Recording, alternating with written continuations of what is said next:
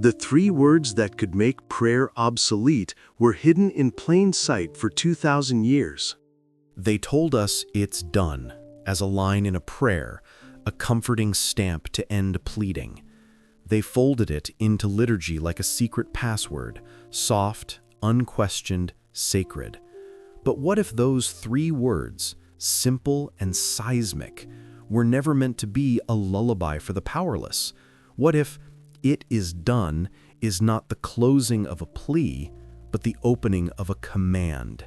Centuries of ritual smoothed the edges of a much sharper teaching, a teaching about identity, about the invisible act of assuming the consciousness that already is. Emmet Fox called attention to the law of consciousness, the idea that our outer world reflects our inner dominion. Jesus' declaration was never a wish flung toward a distant throne. It was a statement of fact from a realized mind.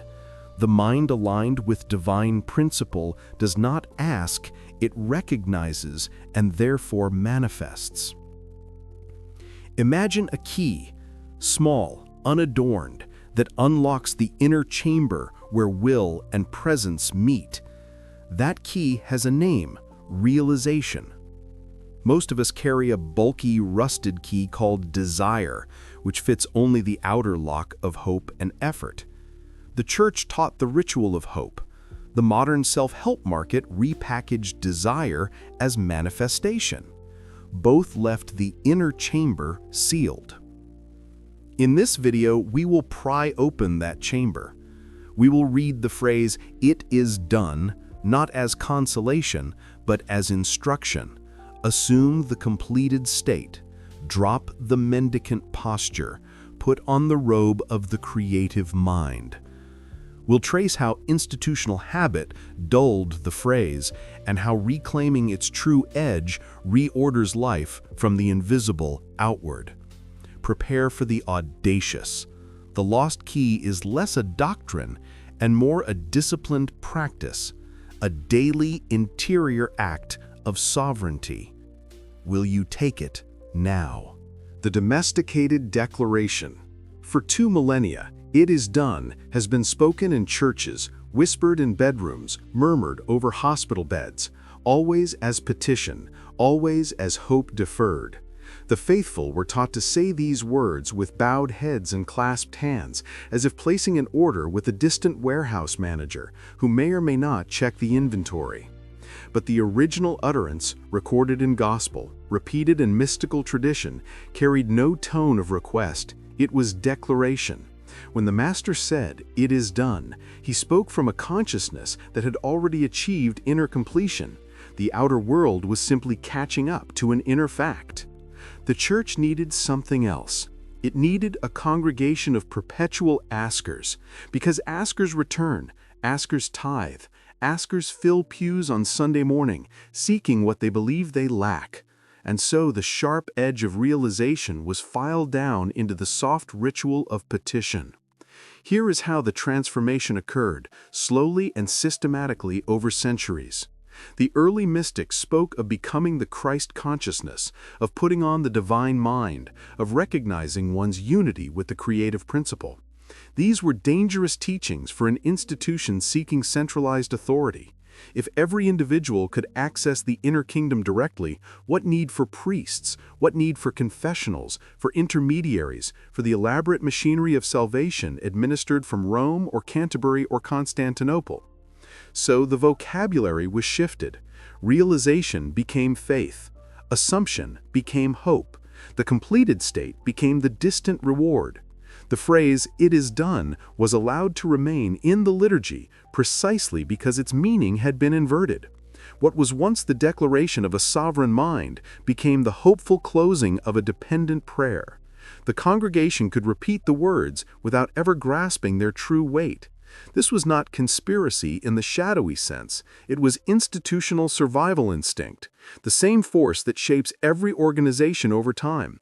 Keep the language sacred, but drain it of its power. Let the people say the words while teaching them to mean something entirely different by those words. The key remained visible, hanging on the wall, but no one remembered which door it opened. The affirmation that never takes. Picture Sarah. She stands before her bathroom mirror each morning, reciting her affirmations. I am abundant. I am worthy. I am healed. She says them with feeling. She means them. And nothing changes. Why? Because Sarah affirms what she wants, not what she is. She speaks from the consciousness of lack, pretending to be plenty. The words are right. The inner position is wrong. She is asking, dressed in the grammar of declaring. Consider another version of the same pattern. Michael writes his goals in a journal every Sunday night. He visualizes his success.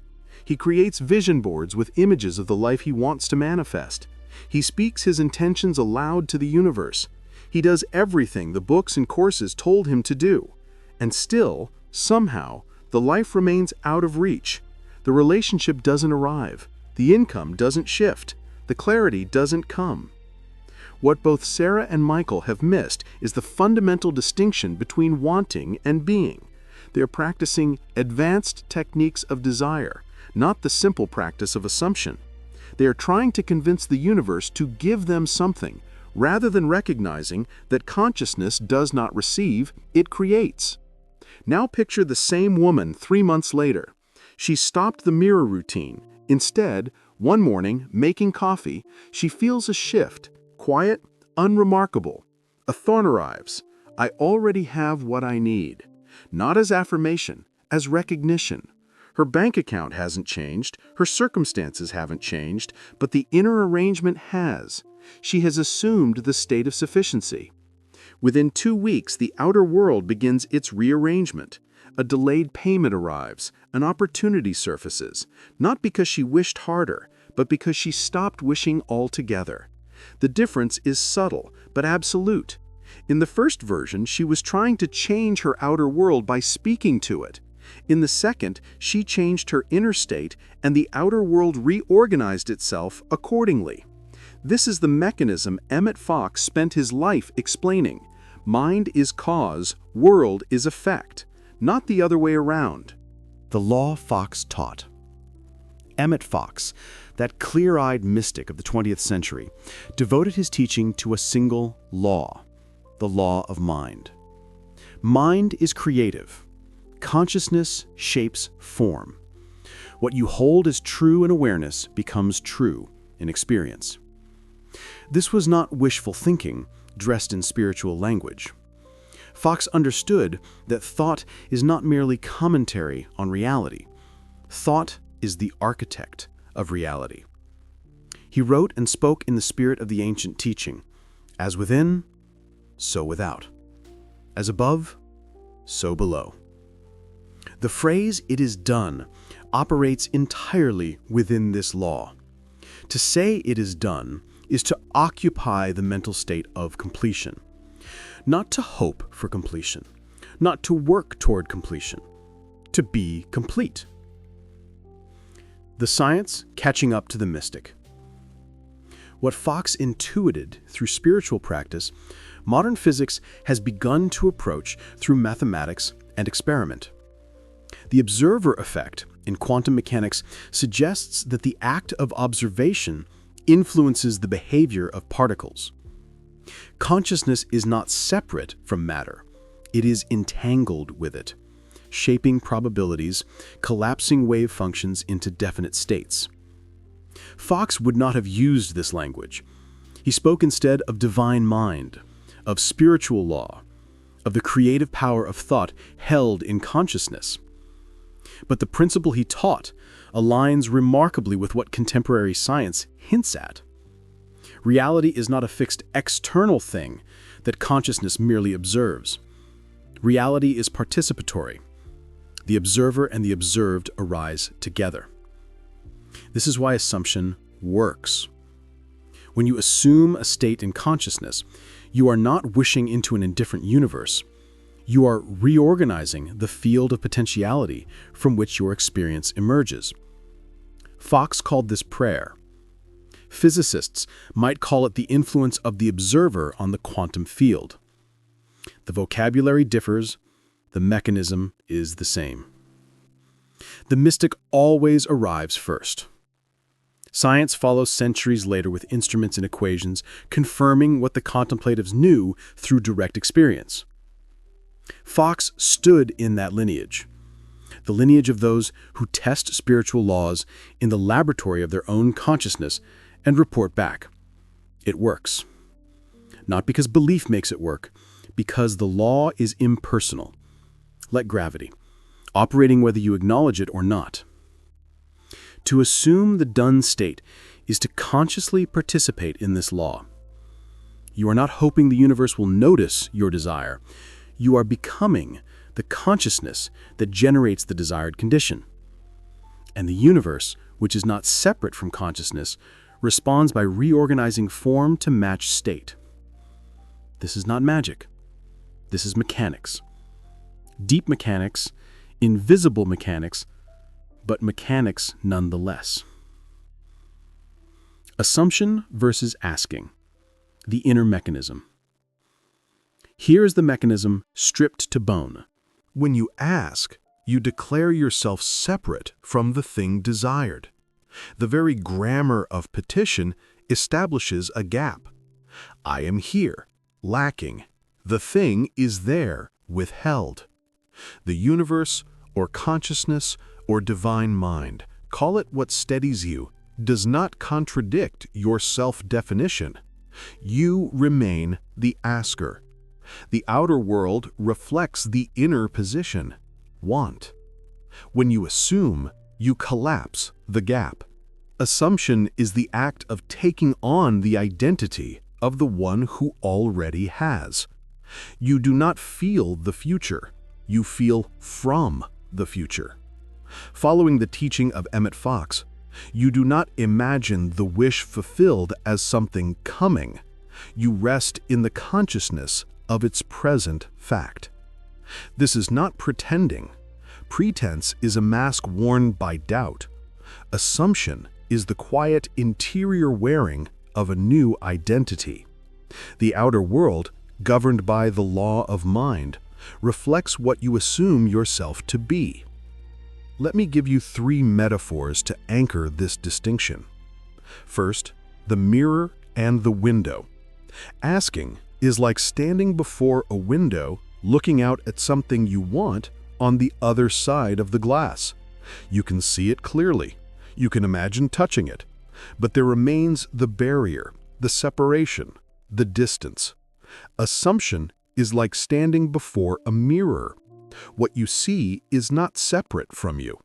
It is the reflection of what you already are. The outer world is not across a divide. It is the visible expression of the invisible state you occupy. Second, the seed and the soil.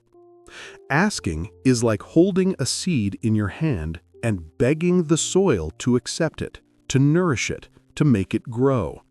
You are hoping the external conditions will cooperate with your desire.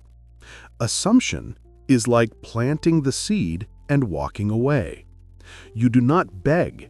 You do not monitor. You have placed the seed in the soil of consciousness, and the law of growth does the rest.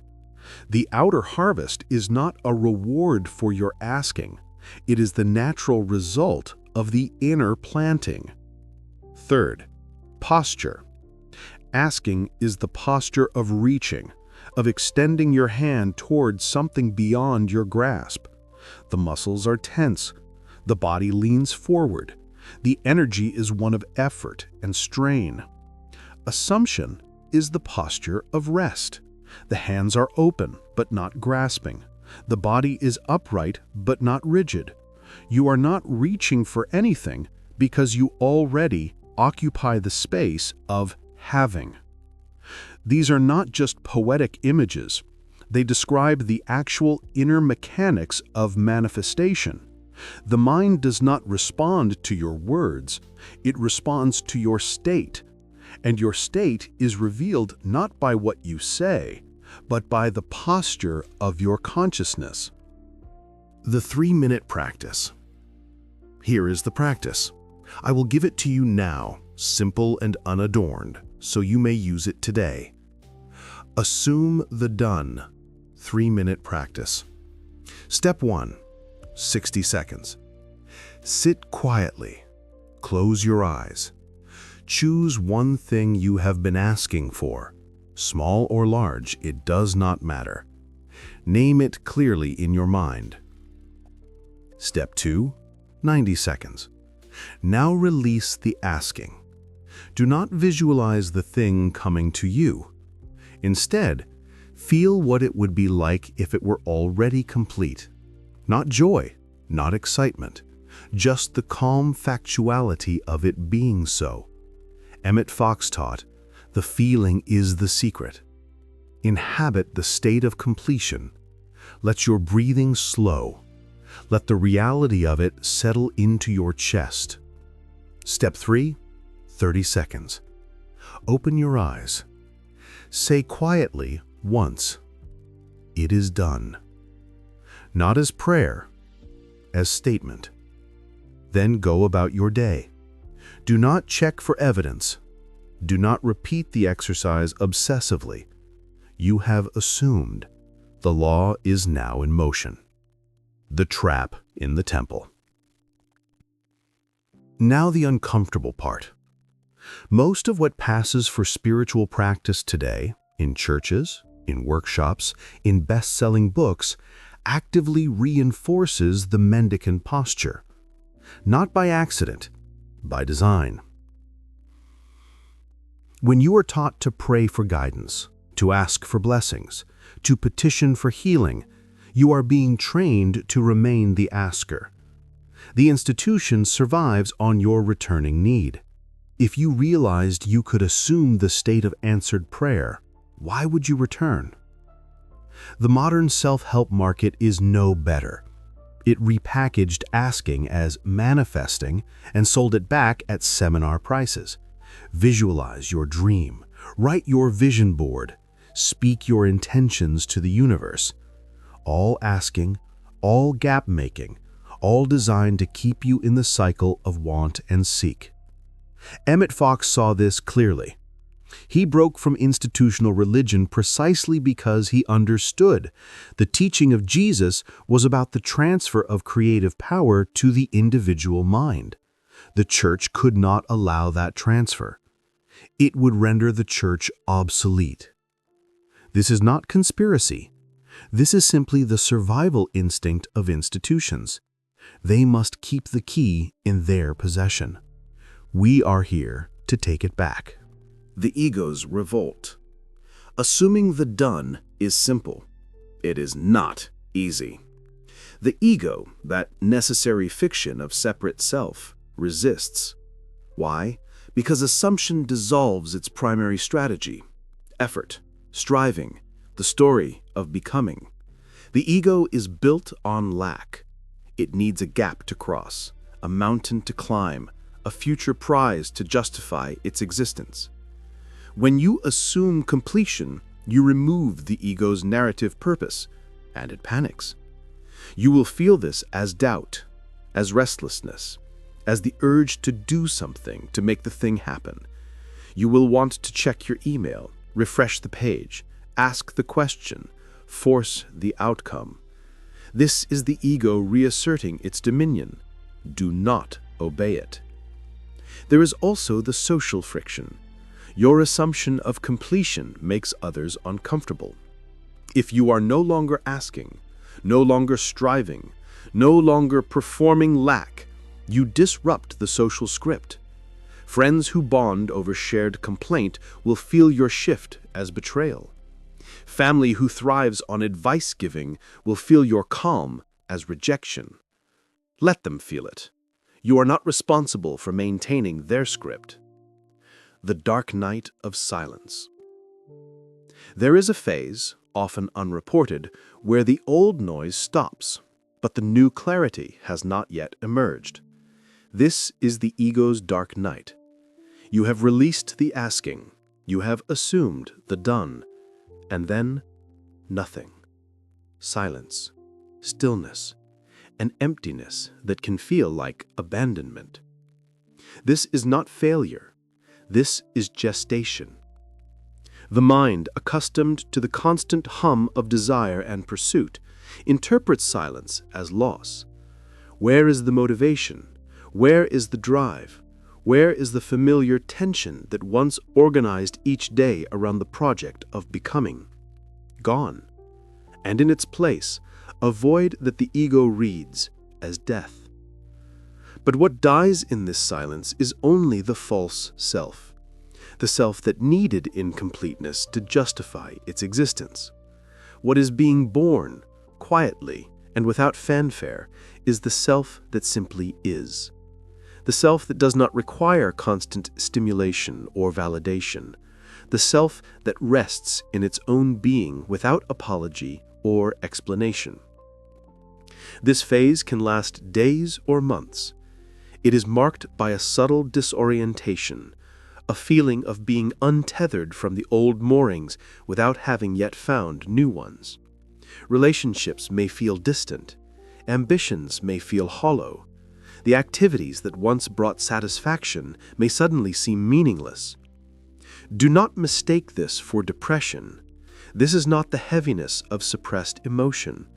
This is the lightness of released identity. The ego, sensing its dissolution, will try to convince you something is wrong. It will whisper that you have lost your way, that the assumption has failed, that you should return to the familiar strategies of effort and control. Ignore it. Stay in the silence. Let the void do its work.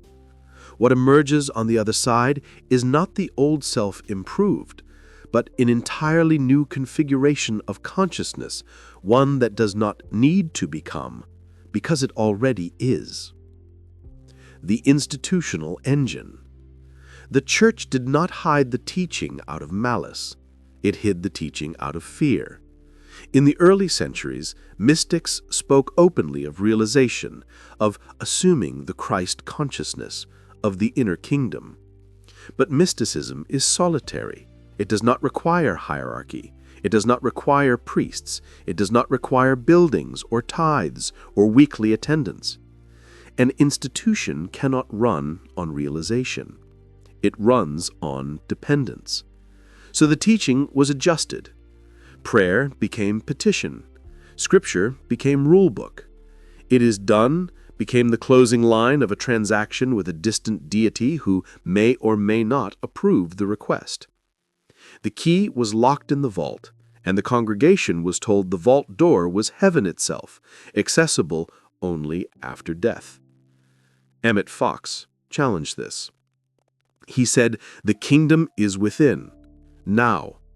The law operates now. You need no intermediary. You are the creative mind in expression." For this he was called heretic by some, fraud by others. He did not care. He taught anyway. The prison parable. There is a story, not from Fox directly, but in his spirit, of a man imprisoned, unjustly, as it happens, though that matters less than you'd think. For months the man prays. He asks for justice. He petitions for release. He visualizes the courtroom, the judge, the vindication. Nothing changes. Then one morning, exhausted by asking, he stops. He sits on the stone floor of his cell and feels, without pretense or performance, what it would be like to already be free. Not the door opening, just the inner state of a free man. He does this for 3 minutes. Then he stands, makes his bed, and goes about his day. Within a week, a lawyer he did not hire reviews his case. Within a month, an error is found in the prosecution. Within 3 months, he walks out. Here is what matters. The outer freedom was not caused by the inner assumption. The outer freedom was the inner assumption, manifesting through the channels available.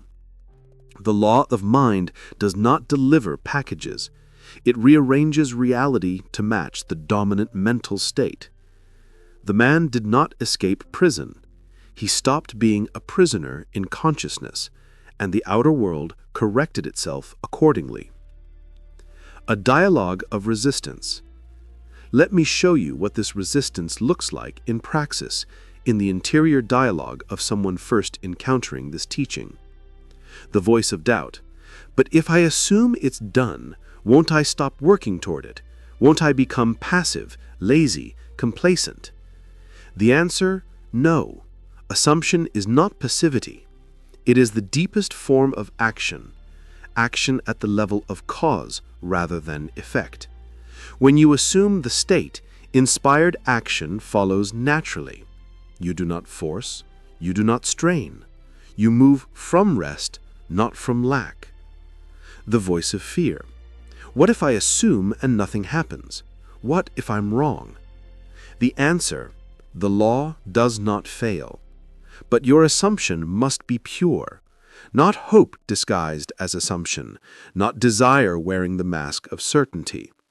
If you assume and doubt simultaneously, you are not assuming, you are asking. The voice of guilt. Isn't this selfish? Shouldn't I be focused on helping others rather than manifesting for myself? The answer, you cannot give what you do not have. The person who assumes sufficiency becomes a source, not a drain. The person who assumes peace radiates it. This is not selfish. This is responsible. These voices will arise. They are not enemies. They are the old identity negotiating with the new. Hear them, acknowledge them, then return to the assumption. The quiet rearrangement. This is where expectation fails most people. We expect manifestation to be loud, spectacular, a sudden windfall, a dramatic phone call, a miracle dropping from the sky. And sometimes it is. But more often, manifestation is the quiet rearrangement of priorities, relationships, and inner knowing. You assume the state of sufficiency, and suddenly you notice you need less. You assume the state of belonging, and relationships that once felt necessary fall away without pain. You assume the state of purpose, and work that once felt like striving becomes natural extension. The outer world shifts, but the shift is organic, seamless, almost invisible. It does not announce itself, it simply is. This frustrates the ego, which wants proof, applause, validation. The ego wants to say, see, I manifested this. But true assumption erases the line between manifester and manifested. There is only the state expressing. Emmet Fox taught this. The law does not reward you for assuming. The law is the assumption made visible. Living the done life. So how do you live this? Daily, without grandiosity. You begin each morning by choosing one assumption, not 10, not a list, one. Today I am the one who is supported. Today I am the one who is clear. Today I am the one who is at peace. You do not affirm it. You do not repeat it. You sit with it for 3 minutes. Let the feeling of its truth settle, and then you release it. You go about your day. You do not monitor for evidence. You do not test the universe. Weekly, you review what has shifted, not to judge success or failure, but to notice the rearrangements. What relationships feel different? What desires have quieted? What new paths have appeared without effort? These are the signs of the law in motion. In conversation, you practice restraint. You do not explain your assumption to others. You do not defend it. You do not evangelize. The teaching of Emmet Fox was clear. Consciousness demonstrates itself. Let your life be the evidence. Vocal and ritual precision. A note on voice. When you say, "It is done," say it once, not as chant, not as mantra, as statement of fact. The tone is neutral, grounded, final. Think of signing a contract. Think of closing a book. Completion. Your breath matters. Before you assume, breathe deeply 3 times. Let the exhale be longer than the inhale. This signals to the nervous system safety, not urgency. Assumption cannot take root in panic. After you state, "It is done," do not linger. Do not reopen the question. Trust the law and move. The interpersonal cost. Now, the hard part that no one mentions. When you assume the done state, relationships will fracture. Not all, but some. The ones built on mutual lack, on shared complaint, on the bond of striving together. These will not survive your shift. This is not punishment. This is refinement. The law of mind does not ask permission to rearrange your life. It rearranges according to your dominant state. If you assume sufficiency, insufficiency must leave, including people who embodied it with you. You will be called cold, selfish, distant. Let them call you what they will. You are not abandoning anyone. You are releasing the false contract of shared suffering. Some will follow you across the gap. They will ask what changed. They will sense the shift and seek it themselves. These are your true companions. The rest were only ever mirrors of your former state. Emmet Fox said, "As you change in consciousness, your world must change in form. Grieve what goes, welcome what comes. Do not cling." The transformation of identity. Here is what no one tells you about assuming the done. You do not merely gain what you assumed. You become someone else. The identity that asked was built on a foundation of incompleteness.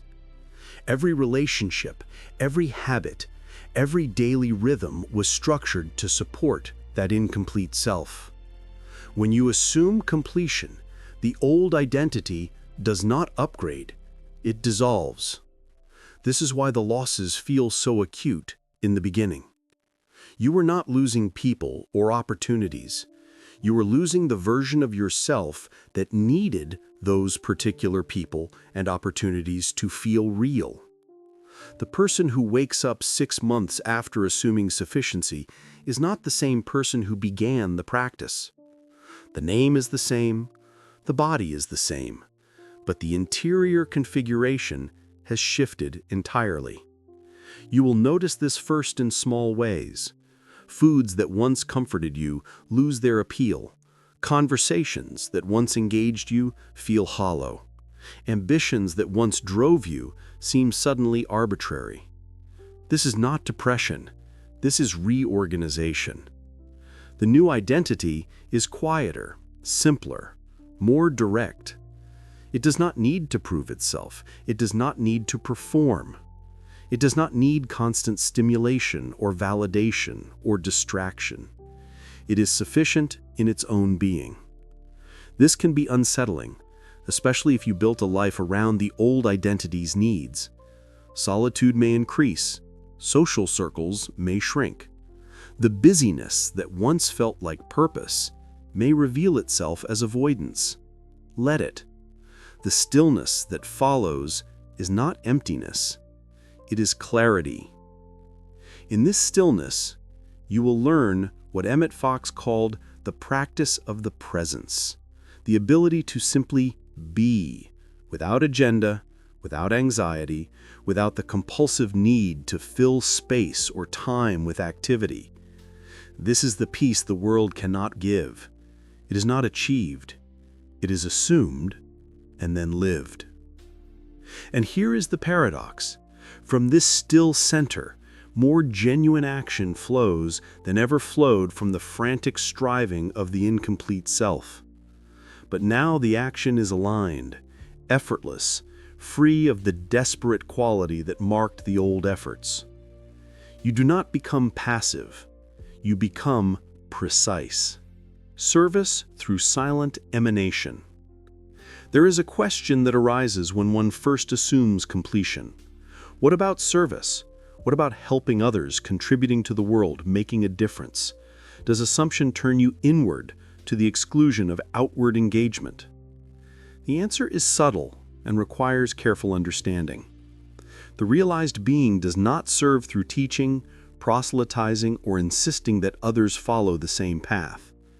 The realized being serves through emanation, through being a field of coherence in a world of fragmentation, through radiating the consciousness they have assumed without demanding that others notice or acknowledge it. Emmet Fox understood this deeply. He taught that the highest service is the transformation of one's own consciousness, because consciousness is not private. What you hold in awareness radiates outward, subtly influencing the collective field. When you assume peace, you do not merely become peaceful, you become a source of peace for all who encounter you, whether they understand why or not. This is not passivity disguised as spirituality. This is the recognition that outer action, divorced from inner realization, often does more harm than good. The helper who acts from a consciousness of lack spreads lack, no matter how noble the intention. The teacher, who has not realized wholeness, cannot truly transmit wholeness, no matter how eloquent the words.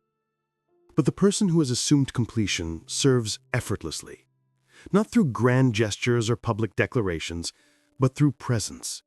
Their calm steadies the anxious. Their clarity illuminates the confused. Their sufficiency reminds others that sufficiency is possible. They do not preach, they embody. This is the silent apostleship Fox spoke of.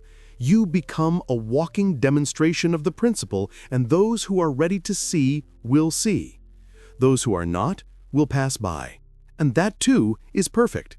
You are not responsible for converting the world. You are responsible for occupying the consciousness you claim and letting the law handle the rest.